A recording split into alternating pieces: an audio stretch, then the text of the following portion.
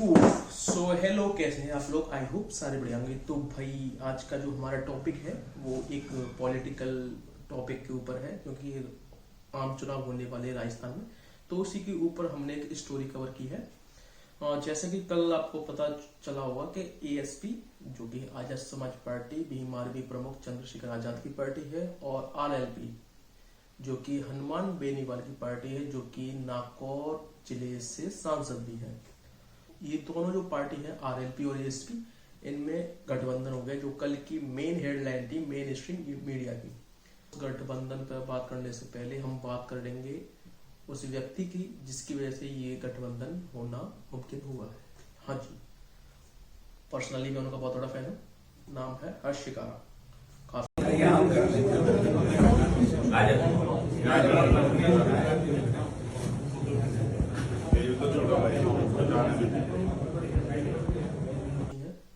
एक आम आदमी है जिन्होंने लगभग अपने भाईचारे के माध्यम से उन्होंने लगभग 300 लड़कियों की, गरीब लड़कियों की शादी कराई है। तो आखिर हर्ष शिकारा है कौन? हर्ष शिकारा एक समाज सेवी है जिन्होंने काफी 300 प्लस गरीब लड़कियों की शादी अपने भाईचारे की मदद से करी है अपनी तरफ से, जिसमें भाई हेल्प करते हैं। और सबसे बड़ी बात है कि भाई जब शादी कराते हैं उसमें ना कोई जाति देखते हैं ना धर्म देखते हैं। उन्होंने देखो दलितों की लड़कियों की शादी कराई है, हाई कास्ट वालों की कराई है, मुस्लिमों की लड़कियों की भी कराई है। तो हर्ष शिकारा की एक अलग ही फैन फॉलोइंग है, जो कि हरियाणा में भी है और राजस्थान में भी है। वैसे तो ऑल ओवर इंडिया में, लेकिन इन दोनों प्रदेशों में ज्यादा है। और अपने यूपी में तो मैं अपना पर्सनली उनका फैन हुई भाई। तो हर्ष शिकारा के पहले बात करते हैं उनके बारे में। हर्ष शिकारा भाई लगभग एक तरह से आप उनको बोलते हैं क्रांतिकारी भाई बोलते हैं। जैसे भगत सिंह थे, उनके कंपेयर में तो नहीं करूंगा, लेकिन कंट्रोवर्सी हो जाएगी। लेकिन हाँ, आज के डेट में अगर भगत सिंह जिंदा होते तो मेरे हिसाब से हर्ष शिकारा भाई ऐसे ही दिखते, क्योंकि जहां भी एक मुद्दा होता है, किसानों का मुद्दा ले लो, वहां हर्ष शिकारा भाई पहुंचते हैं। उसके बाद जो अभी पहलवानों ने अपना प्रोटेस्ट किया था उसमें हर्ष शिकारा भाई पहुंचते हैं। अग्निवीर में हर्ष शिकारा भाई पहुंचे थे। तो लगभग जो भी एक बड़ा इश्यू होता है देश का, तो उसमें हर्ष शिकारा भाई पहुंचते हैं। और एक पर्सनली बात और है, योगेश्वर दत्त जिनसे हर्ष शिकारा भाई कंट्रोवर्सी हुई थी, और हरियाणा में उपचुनाव हुआ था जिसमें योगेश्वर दत्त लड़े थे इलेक्शन, उनको हर्ष शिकारा भाई ने हराया नहीं था। मतलब वो चुनाव लड़ रहे थे, लेकिन हर्ष शिकारा भाई ने किसी दूसरे को सपोर्ट किया था। और योगेश्वर दत्त जो कि एक आई थिंक ओलंपिक में मेडल भी है उनका, उनको हराया था। तो भाई बड़ी हस्ती है। दूसरा सबसे बड़ी हस्ती हर्ष शिकारा के बारे में, हाँ, अभी जो नू में बात में एक कंट्रोवर्सी हुई थी, जो दंगा हुआ था, तो वहां बोल रहे थे कि यहाँ मतलब मुस्लिम ज्यादा है ये वो। तो हर्ष शिकारा भाई की फैन फॉलोइंग मुस्लिम समाज में भी इतनी है कि हर्ष शिकारा भाई ने बोला था अगर वहां कोई एंटी हिंदू गतिविधि चल रही है तो मैं पर्सनली वहां जाऊंगा और मैं देखता हूँ मुझे कौन रोकेगा। आप भरोसा नहीं करोगे, नू मेवात के दंगे के कुछ दिनों बाद ही हर्ष शिकारा भाई वहां गए थे अपने भाईचारे के साथ, और मुस्लिम समाज ने उनका चांदी का मुकुट पहना के उनका स्वागत किया था।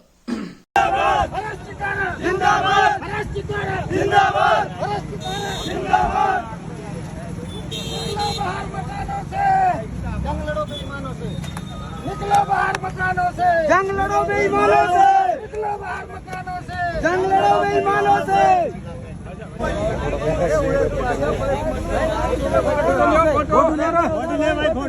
भाई मोटरसाइकिल स्कूटी आगे बढ़ाओ, रोड में मत करो रे। हर्ष भाई संघर्ष करो, भाई संघर्ष करो। हर्ष शिकारा जिंदाबाद, हर्ष शिकारा जिंदाबाद, किसान यूनियन जिंदाबाद, किसान यूनियन जिंदाबाद, किसान यूनियन जिंदाबाद। निकलो बाहर मकानों से, निकलो। तो पहले बात करते हैं हर्ष शिकारा भाई पे। हर्ष शिकारा भाई पर्सनली चंद्रशेखर आजाद के बहुत क्लोज भी हैं और उन्होंने अपनी अहम भूमिका उसमें निभाई है।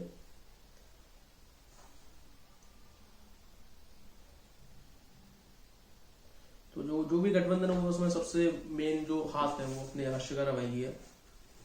और ये है भाई का उस दिन का फोटो, आई थिंक कल का ही है। तो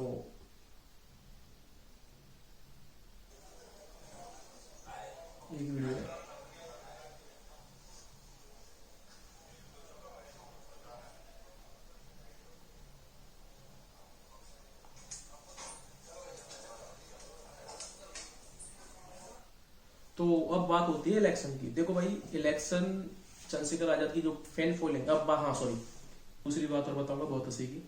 जो अपने हर्षिकारा भाई हैं वो बेसिकली हरियाणा से बिलोंग करते हैं, और हरियाणा में प्रेजेंट में जो सरकार है वो बीजेपी की है।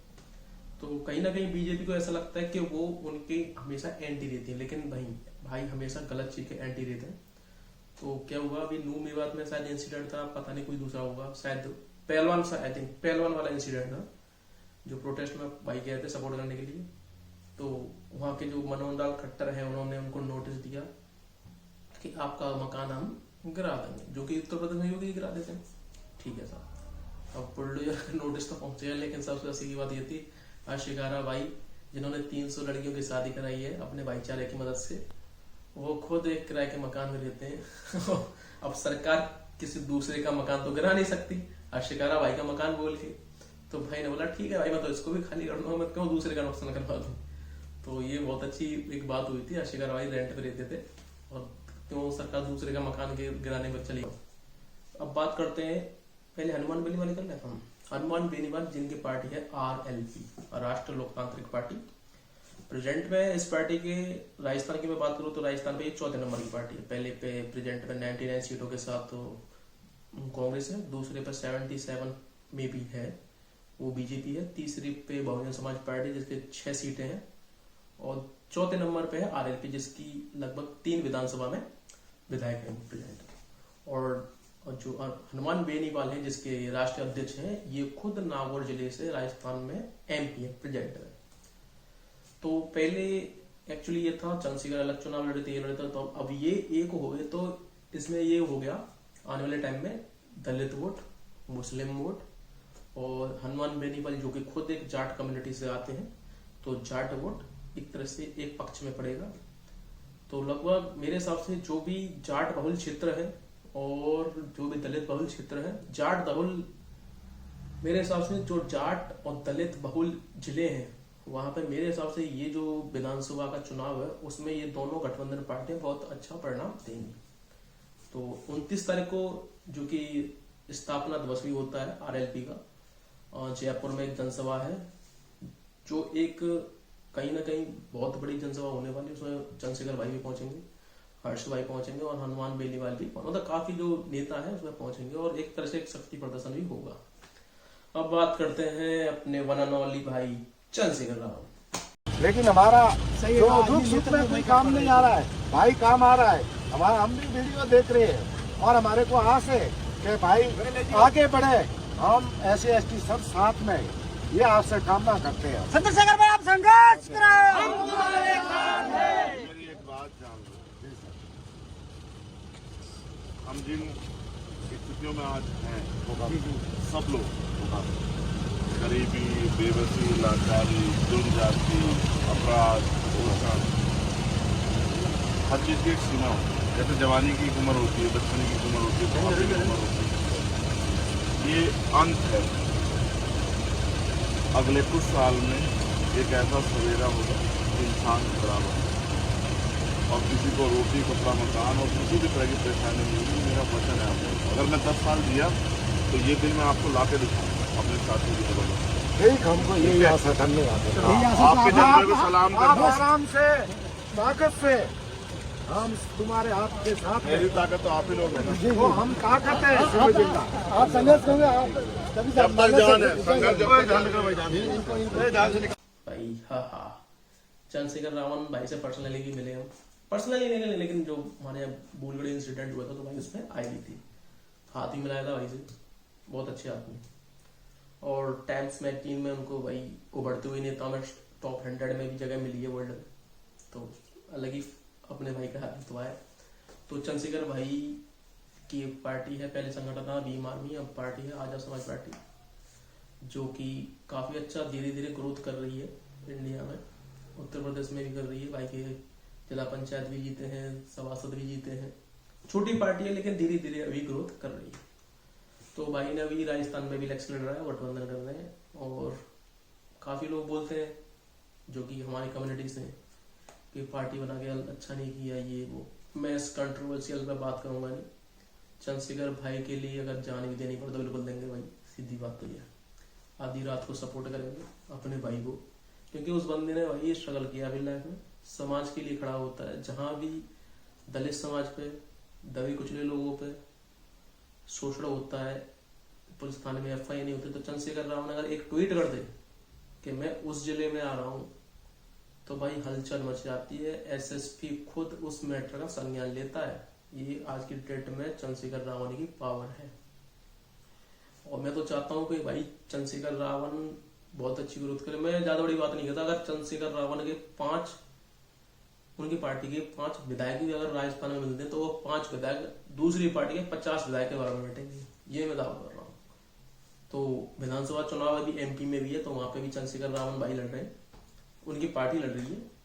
तो भाई सारे जो भी समाज के लोग हैं इकट्ठे होके सपोर्ट करना है भाई को और जिताना है।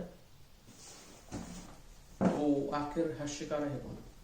हर्षिकारा एक समाज सेवी जिन्होंने काफी 300+ गरीब लड़कियों की शादी अपने भाईचारे की मदद से करी है।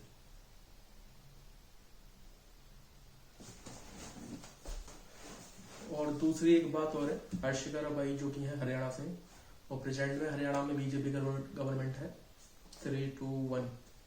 एक दूसरी बात और बताऊंगा बहुत हंसी की, जो अपने हर्षिकारा भाई हैं वो बेसिकली हरियाणा से बिलोंग करते हैं, और हरियाणा में प्रेजेंट में जो सरकार है वो BJP की है। तो कहीं ना कहीं BJP को ऐसा लगता है कि वो उनके हमेशा एंटी रहती है, लेकिन भाई हमेशा गलत चीज के एंटी रहते हैं। तो क्या हुआ अभी नू मेवात में शायद इंसिडेंट था, पता नहीं कोई दूसरा होगा, शायद पहलवान वाला इंसिडेंट था, जो प्रोटेस्ट में भाई गए थे सपोर्ट करने के लिए। तो वहां के जो मनोहर लाल खट्टर है, उन्होंने उनको नोटिस दिया कि आपका मकान हम गिरा देंगे, जो कि उत्तर प्रदेश में योगी गिरा देते हैं। ठीक है साहब, अब बुलडोजर नोटिस तो पहुंचे, लेकिन सबसे अच्छी बात ये थी हर्षिकारा भाई जिन्होंने 300 लड़कियों की शादी कराई है अपने भाईचारे की मदद से, वो खुद एक किराए के मकान में रहते हैं। अब सरकार किसी दूसरे का मकान तो गिरा नहीं सकती हर्षिकारा भाई का मकान बोल के, तो भाई ने बोला ठीक है भाई, मैं तो इसको भी खाली कर दूंगा, मैं क्यों दूसरे का नुकसान करवा दूं। तो ये बहुत अच्छी एक बात हुई थी, हर्षिकारा भाई रेंट पे रहते थे और क्यों सरकार दूसरे का मकान गिराने पर चली गई।